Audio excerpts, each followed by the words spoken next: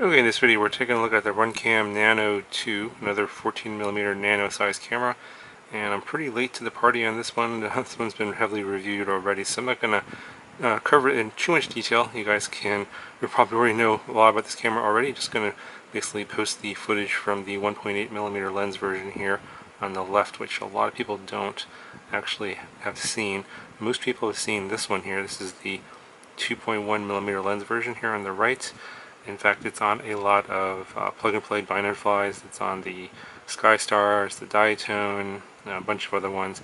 This camera is widely used, and it's the newer one that's been replacing the Caddx EOS 2. This is this one here.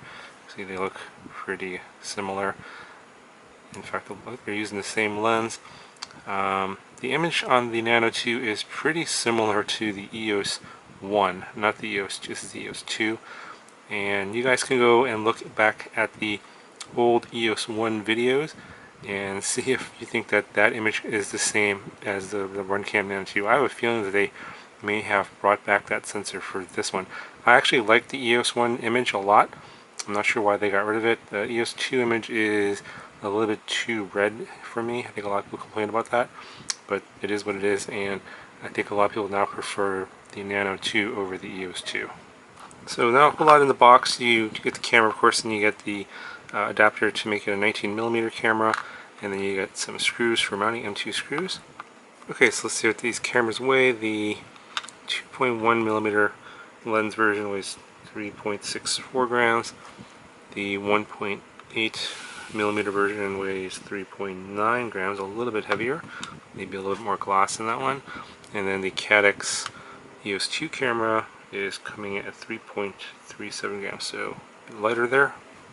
Oh, and by the way, I think I forgot to mention the voltage range on this camera is 5 volts only, so if you put battery voltage onto this one or more than 5 volts, it will fry the camera, so be careful of that.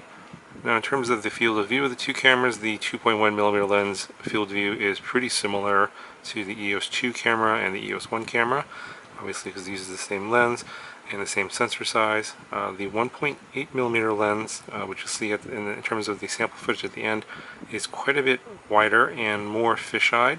Yeah, it's. I'm not sure if you like that or not. I think if you do have a lot of camera tilt and you want to go fast, you might want to go for this lens.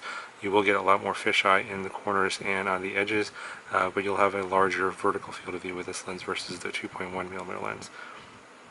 Anyway, so that's pretty much it in terms of covering the features of the camera. Pretty simple. You can't change any of the settings. The settings are set.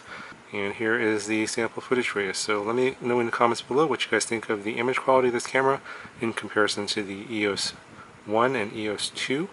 And I'll talk to you guys in the next video.